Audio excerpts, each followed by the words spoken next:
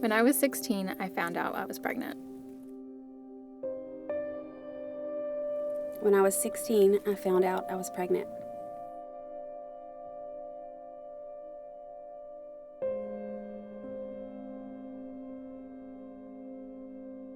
I spent 7 months weighing my options. I rushed into a decision less than 24 hours after finding out I was pregnant. I wanted to give my baby and myself a chance at a better life. I desperately wanted to save the life that I had. I chose open adoption. I chose abortion. I experienced pregnancy, felt joy when she kicked me for the first time, named her, and chose her parents. After it was over, I pretended as if nothing had happened. I wore a fake smile and stuffed all of my emotions. It was exhausting. My choice wasn't easy. I wrestled for months with my heart and my head. I wondered how I would cope with my decision of adoption. Eventually, I knew it was the right choice, but I loved her, and I knew letting her go would be extremely hard. Sometimes the best choice is a difficult one. My choice wasn't the easy way out. I struggled with secrecy, shame, and guilt. I desperately tried to hide what I had done, always fearful of what others would think. But it was a very heavy burden to carry all alone. My support system and counseling, family, and friends were crucial to my healing even during pregnancy. I learned healthy coping skills and had other birth moms to talk to, and I turned to writing to process my feelings. I began sharing my unfolding story in a blog while I was pregnant with her. I had no support system because I was too ashamed to tell anyone. I drowned out my feelings with drugs and alcohol. I self-medicated to dull the pain and worked very hard to avoid my own thoughts. I never allowed myself to face my choice.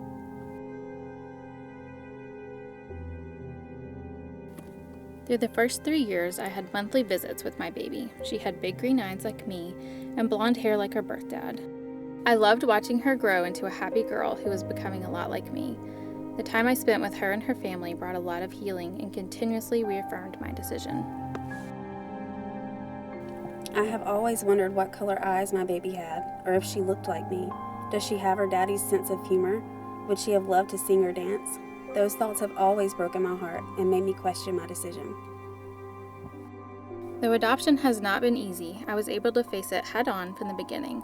I've always kept moving forward, taking steps of healing and growing, and my birth daughter has inspired me to make good choices as well.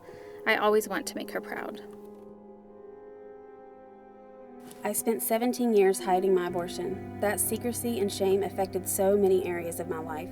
I feared God's punishment. I felt like I had no value. I let people treat me poorly because I felt that's what I deserved. I never even acknowledged my child because I felt like I shouldn't be allowed to.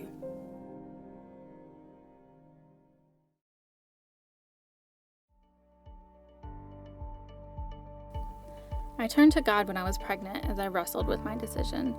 One day at 7 months pregnant, God unveiled his plan for us as I stared at a view from a mountaintop nearby. I sensed that this wasn't just about me, but a much bigger plan, and that's the day I surrendered to him and I chose adoption for my daughter. And from then on, I felt so much peace and knew that I could trust God to guide my life rather than to keep trying to do things on my own. I spent years running from God, but in his faithfulness, he lovingly pursued me and steered me back towards the plan he had for me. After finally sharing my story, I felt covered in shame again. While pouring my heart out to God in my prayer closet one morning, he said, "Tori, it's time to really face this head on." I knew I had to go back to the clinic where I had my abortion, so I did. God met me there, in the most unlikely place.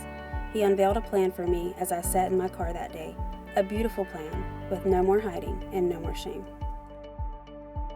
Over the last 16 years, God has been faithful to use my adoption story to help others.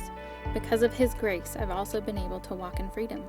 Sharing my story has not only helped me heal, but to change the perception of adoption and educate others on what adoption can look like.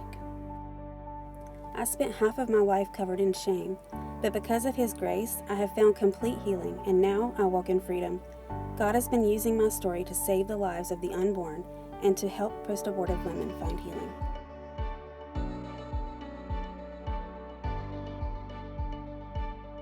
I get asked a lot, do you have regrets? And my answer is always no. Do I have sad days? Yes. I miss her presence in my home daily. I miss the moments that I'm missing. She's a part of my heart that lives with another family. Yet I know that I can reach out and say hi to her anytime, and always look forward to our next visits. Her parents have been so open-hearted to my place in their lives. I am still confident and proud of my decision because I can see so much beauty that has come from the path I chose, even when that path was challenging. This is my story. I don't want it to be, yet God is using it in a mighty way, so I will continue to share my journey. If it helps even one person take a different path than the one I took, it's worth it.